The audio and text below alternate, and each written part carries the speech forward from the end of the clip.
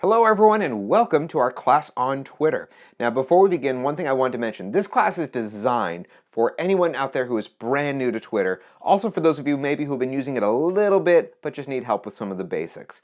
And also I did want to mention, you will find over the course of this class, I am not going to mention by name my Twitter handle. It will appear on the screen inevitably, but I'm not going to mention it by name. The reason being is I am not one of those people who's like looking to get 1 million followers. That's not my goal. My goal in creating this class and all of our classes is to help inform the people out there who really need this information. If you do want to follow me, I'm thrilled, I'm flattered, but that's not the goal with this class. So I hope you enjoy it. Without any further ado, here's our class on Twitter. Coming up next on PCClassesOnline.com.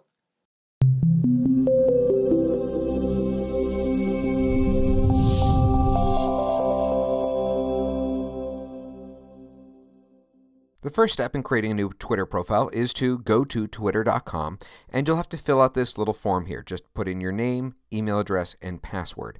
One little tip, if you have trouble creating really good passwords, you might want to check out a class that we did recently called 1Password. I'll put a link to it in the description of the video for those of you who are interested in that kind of thing. Now, also in the sign-up process, you're going to end up creating your Twitter handle. That's just your profile name. You can see mine here on the screen, but as I mentioned, I'm not going to actually say it out loud, just my own little reasons. Anyways, once you've created that, you're going to start to need to assemble the other elements of your profile. And I'm going to go to the edit button here so I can really start to display them. The first is to find a photo. So that can be a photo of you. It can be a photo of your logo if you're doing this as a business, whatever you want. It might even be your storefront. Then you can put your name. Again, it can be your name. It can be the name of your business, whatever's your preference. And then a short little description. Now, this description can include hyperlinks. It can include hashtags. I'm going to give you definitions in just a moment, and also a trick if you have a very long website address, how to shorten it. Then you're going to put your location, and if you do have it, you can also put your website address here at the very, very bottom. You can also choose a theme color, although it's not really all that important, whatever you choose. You'll also see here at the very top of your profile that you can put a header photo. Now, please ignore mine. I'm actually about to swap it out any day now. I just haven't had a moment to design it. Your header profile, for those of you who are doing this as an individual, a lot of people will do just a widescreen photo. Could be of you, could be of nature, could be where you live. For those of you who are in business, I really strongly recommend hiring a professional graphic designer. There's a bunch of different options out there, of course. One really inexpensive option, not necessarily the highest quality, but it is inexpensive, I'd like to at least mention, is there is a website out there called Fiverr.com, Fiverr.com. It's a little website where you can pay people $5 to do a gig for you. I've used them occasionally for things like this, so you might want to check them out. When you go to their website, just search for the word Twitter. You'll find 1 million people who are willing to design your Twitter header. Now, once you've created your actual profile, let's start talking about the actual uses for Twitter. Now, earlier when I taught this class, I kind of asked everyone, for those of the people out there who didn't use Twitter, why didn't they?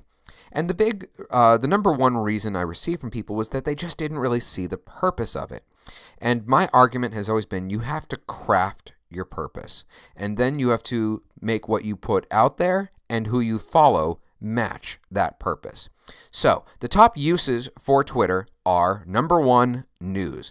And it can be news on a local, national, or international scale. Whatever it is that interests you, that's what you should go for. One of the best examples I loved during our live class was a gentleman who said he has a kid who attends school, and he wants to find out when school's closed, whether due to weather or whatever reason it may be. So the school will tweet out if school is closed. It's certainly a lot easier than having to watch the news and watch that little ticker go across the bottom of the screen. By the way, for those of you out there who are parents and are interested in doing that, I will give you an extra little trick about that in a little bit. Second reason, comic relief. Over the course of this, you are going to end up seeing who I follow.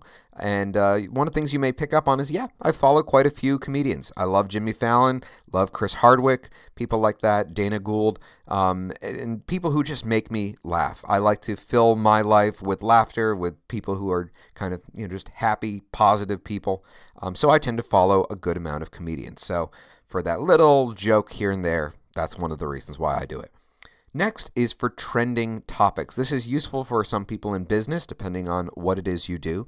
On a lot of the different screens that you'll see on Twitter, for example, even if I just go to the home page, you'll see here at the top left corner, there are trending topics, okay? A lot of these trending topics are either there because of news stories that are taking place or have taken place. Also, celebrities. They'll tweet out different hashtags, topics, and that will trigger a trending topic. So it's a good way to stay informed of what's going on, both in real news and in pop culture, that kind of thing too. The next is for sales leads as well as customer leads. Using Twitter for business is definitely something that has grown over the years, and one of the best ways to do that is to use Twitter ads. I think we're going to probably end up doing a separate class on Twitter for business, but you can use that. If you're a business, a small business, I would like to give you right now one of the greatest little simple tricks for businesses, and this is really for people those of you who have a brick and mortar store, okay? So you have a place where people come into. Everyone knows it's a good idea to put a poster up and say, hey, tweet us on, to follow us on Twitter. But you have to give them a motivation, and sometimes you also have to give them an easier way to do it. I'm going to give you a special little hyperlink in the description of this video to something I think is pretty cool. It's a special kind of sticker that can go in any business, and the sticker has embedded within it an NFC chip. What that means is for people who have a smartphone, especially a lot of the newer smartphones, they can actually hold their phone right up to the sticker, and that will automatically make them like you on Twitter. Same thing applies, by the way, to Facebook. So I'll have links to both of those in the description of the video. That's just one of the little tricks I wanted to give you today. I was going to give it at the very end of the class, but hey, you made it this far. I might as well reward you right off the bat. So that's one little reason. Business, keep engaged with your customers. Another trick I would like to give you is that the key to a successful tweet is one that is engaging. Think dialogue, not monologue. Not to say that it's not occasionally okay, but if you're trying to do this, again, for business, you want to engage with your followers. Next thing is for local news, okay? Sometimes there's going to be, what do we do tonight? Where do we go out for dinner? Well, actually, if you look right here, this is a little local market where I live. They're tweeting out their specials, okay? The one little thing I would say these guys could have probably done better, it's a great idea to include a photo, because photos, let's face it, photos make it pop. Next reason is customer service. There's a million stories out there on Twitter about people who use Twitter for customer service purposes. My piece of advice to you is be appropriate, especially if you're the one who's maybe not the happiest customer. An example I'll give you is my colleague, Mark Collier, who does all of our website design. He's about to teach a ton of classes on WordPress with PC Classes Online. Mark was tweeting one day about this app called Flipboard and their, at the time, competitor. And he was talking about why he liked the competitor better than Flipboard. Well, the Flipboard CEO saw that tweet and started private messaging with Mark, asking him what they could do better to make him kind of start using their service. So Mark's a smart guy. He gave them a bunch of advice. A couple weeks go by. They actually took it to heart. They included those suggestions and updated Flipboard. So now I can say that my employee is actually part of the success of Flipboard in some strange way. So that's an example. Also, a great example of using Twitter for customer service is when you're having airline trouble. I myself was stranded in Houston, Texas recently. Started tweeting with JetBlue. Within 2 minutes, they responded to me. They can make it a lot easier. And just to give you another little tip, if you're on a flight and you're landing and your connection is really, really tight, if you tweet the airline, they will sometimes hold the flight if they know that you're maybe just running 5 or 10 minutes late. Really good piece of advice. I recommend using that one. Next thing is for sale specials. Kind of already mentioned it all. I didn't mean to, but if you are a business, you have a special. The example I like to give is if you're a bakery, okay? If you have a bunch of product that's about to go bad, let's get rid of it so that we don't have to, just throw it out. They'll send a tweet out to their followers, say, hey, come in the next half an hour and get 40% off all of this product. And it's a great way to easily advertise that special, and it's not like it costs you anything to do that. Now, let's go over some definitions. Now, some of these, I apologize, are really, really basic. A tweet. A tweet is a message. It's a public message that you put out there to the world. You can do it by going to the home screen of Twitter. You have 140 characters to compose this message. Included in that, you can have hyperlinks. Again, I will give you a trick to shorten them in a little bit. Photos, that will also shorten the number of available characters. And hashtags, which brings me to the next definition, hashtags. An example of a hashtag might be, today, later on this evening, is the Oscars, okay? So I could say, rooting for, Bradley Lee Cooper, I hope I'm spelling his name right, for tonight's, and then hashtag Oscars.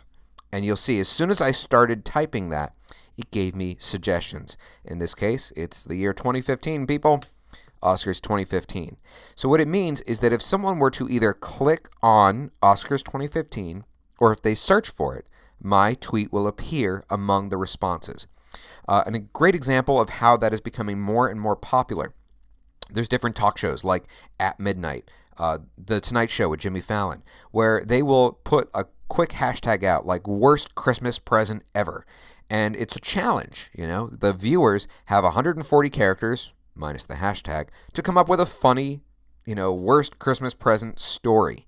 And if it's funny enough, they might even get on national television. So it's a way for those shows to interact with the fans. And they are able to organize those thoughts by using hashtags. So typically the hashtag is going to be the subject of whatever you're writing about. In my case, I do tend to focus on a lot of the Apple products, so mine may be, hey, the hashtag Apple Watch is coming out soon, something like that just groups it together. Hashtags ultimately will also help you gain followers, because if someone is looking for who is the, expert when it comes to Apple products, I want them to be able to search for Apple and have my name pop up, as an example. Next definition we're going to go over is a DM, also known as a direct message. So the difference between a direct message and a tweet is that a tweet is going to be public for everyone to see. A direct message is just between two people. I like to read the official definition of direct message because it just seems to be well written enough that you can understand it. So here we go. You can only send a direct message to users who follow you, and you can only receive messages from users that you follow. I hope that made sense. So it's basically just that one-on-one conversation. You can't send a direct message to just anyone. So that's the next definition. Let's see here. Next we have retweet. Okay, retweet, very similar on Facebook to sharing someone else's status or sharing someone else's post. So for example, if this looks really good to me, you'll see here this little symbol right here. And when I hover my cursor over it, one of the options is retweet. It just means that when I click that, it's going to go out as if it were me. Okay, but I'm putting out the same information. There is another option, but you don't have access to it from the Twitter website, something I found very strange. Let me screen over here for a moment to the Twitter app for Mac. So you'll see in this case, if I click on that same icon, there's a second option called quote retweet. Quote retweet means that I can add my own whatever to it. So I can say, check out this great special, something like that. There you go with that. Next definition is favorite. Favorite, very similar to a thumbs up in YouTube, a like on Facebook. It's just basically you saying, good job, like the content. And so you can click right here. You can see there's a little star on every post. Click that to favorite the post. A lot of times if someone sends me, a message saying, good work for what we're doing, I'll favorite. I think it's a, simple way of just acknowledging that I've seen it and I appreciate their kind words. The next definition I want to go over is the usage of the @ symbol. So when you're composing a tweet, sometimes you want to bring it towards someone's attention. Like let's say I'm tweeting about what else, Apple, and I say, can't wait for details on the upcoming hashtag Apple Car, which they've rumored to be releasing in 2020.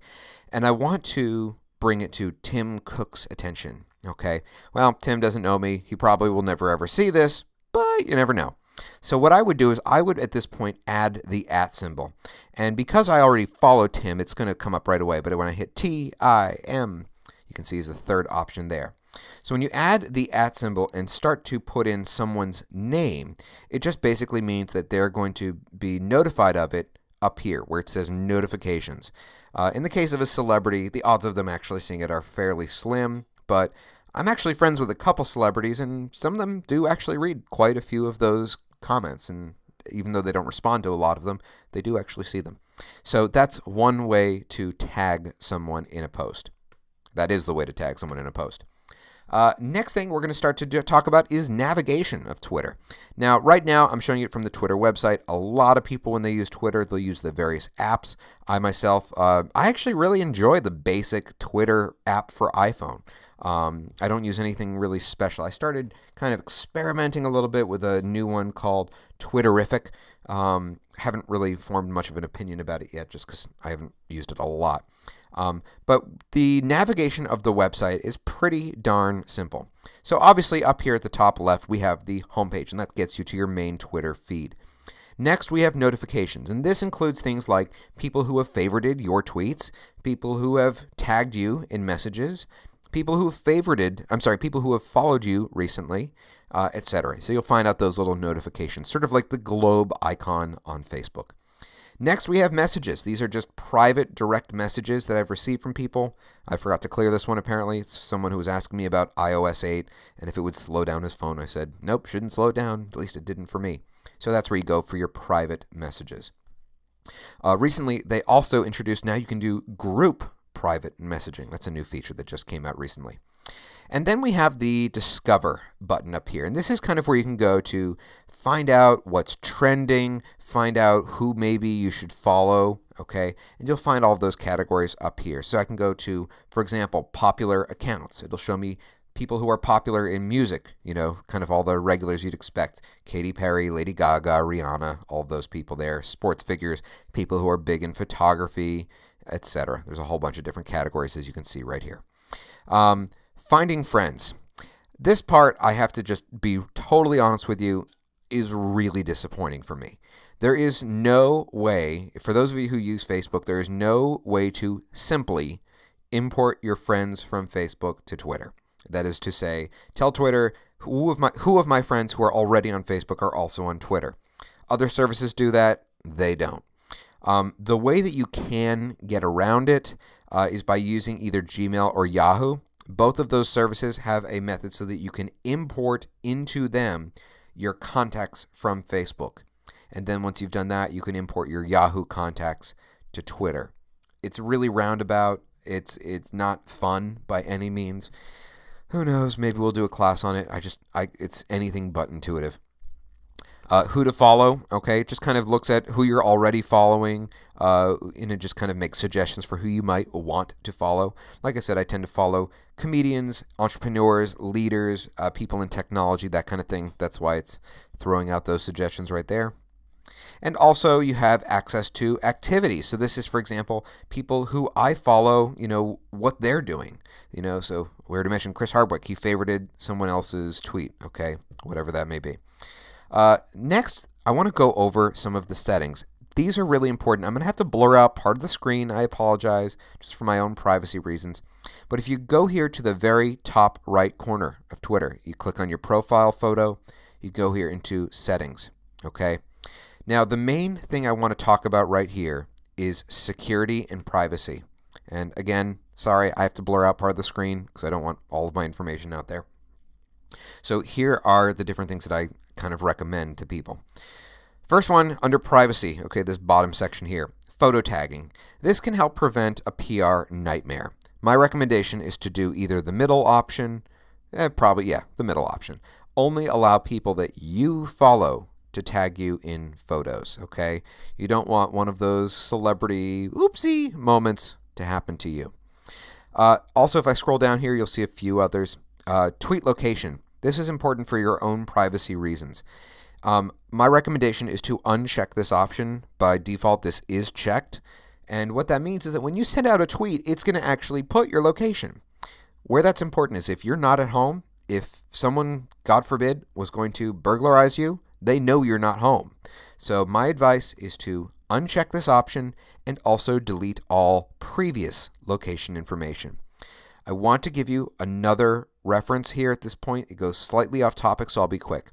For those of you who have concerns about your privacy, I have a blog post that I put together recently all about privacy and what tools I recommend for the average person. It's pretty easy to follow. There will be a link in the description of the video. I hope you'll check it out. Next, here, if you go down to personalization, this option by default is checked. My advice is to uncheck it. Same goes for promoted content, okay? It just means that basically when you see ads, I don't want them to be tracking what websites I go to tailor what ads I see, okay? And then that's about it. What I would like to do at this point, folks, is I would like to go through just a bunch of little tips and tricks. I want to try to keep this video as compact as possible. So here, in no particular order, are just a bunch of tips and tricks. First thing I would like to mention is the general composition of a tweet. And specifically, one thing to probably steer away from. You want to, basically, when you're creating a tweet, you want to start with content. So put in whatever words you want at the beginning. At that point, you can put in a hashtag here and there. Maybe put in a hyperlink, put in an afterthought, and at the end of the tweet, if you're going to tag anyone, tag them at the end. Here's the reason why to do that. So if I start, let's say I start tweeting about an app that we recently reviewed called NextGlass. Okay, if I put their name at the very, very beginning, the only people who will end up seeing this tweet are myself, them, and people who follow both of us. That's the reason why you typically never start a tweet with someone's profile name. So steer away from that. The next trick I would like to give you is for when you want to share a hyperlink. After all, when you go to a lot of different products or a YouTube video, the link is pretty long. You need to shorten it. There's tons of different services out there. Here's just simply who I use. I found them to be very friendly, very easy to use, and free. So I use a service called Bitly. You can create an account if you want or not. And the way it works is when you have a link you want to shorten, you just copy and paste it right here, and they will give you a much shortened hyperlink that you can then copy and paste back into Twitter. So there's one that I created just a moment ago. So they click that little link and that goes to a much longer website URL. If you do decide to create an account with Bitly, one of the other nice things you gain access to is analytics. So you can see exactly how many people engaged with that link, how many people clicked on it. Especially great for businesses, of course. The next trick I would like to give you is it's always a great idea to add an image to your tweets. And there's different ways you can do this. Of course, you can have a phone or an iPad, whatever it may be, and shoot a photo yourself. But sometimes you just need a quick little graphic. Now, I am not a lawyer. I am not giving you legal advice today. But one of the things that you can do for getting images is to go to simply images.google.com.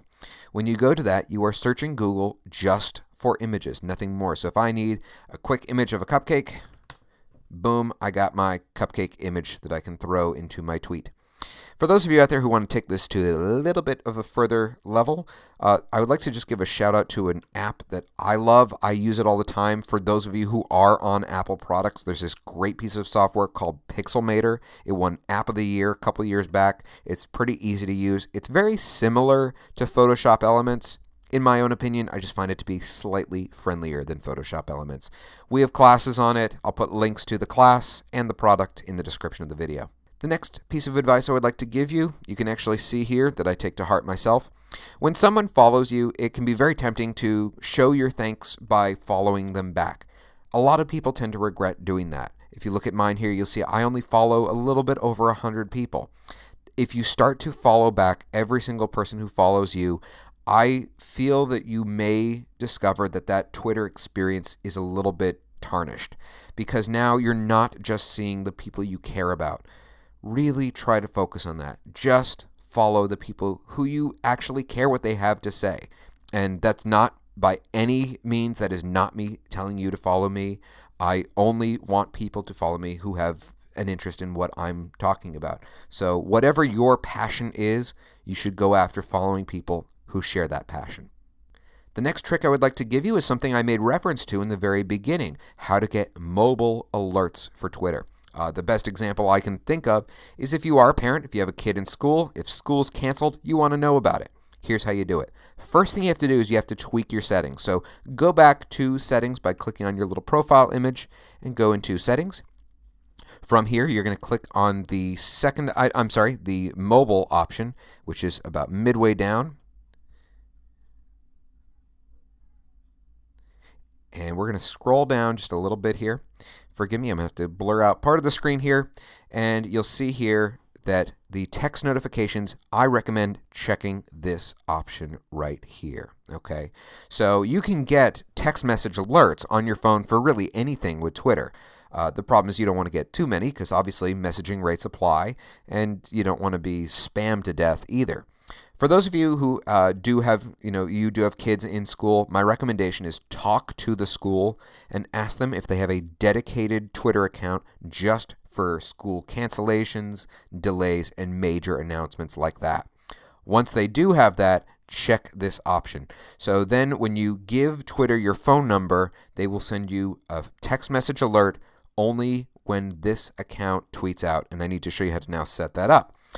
So I don't have kids, so I'm going to show you a different example here. I'm going to use these guys right here, the Awesomer, for those of you who are tech gadget freaks. This is one of the best blogs on the internet, in my own opinion. You click on their profile, so it pops up like this. See that little gear icon? One of the options is turn on mobile notifications. So if I were to do this, anytime they tweet, it goes right to my cell phone. I get that push message alert.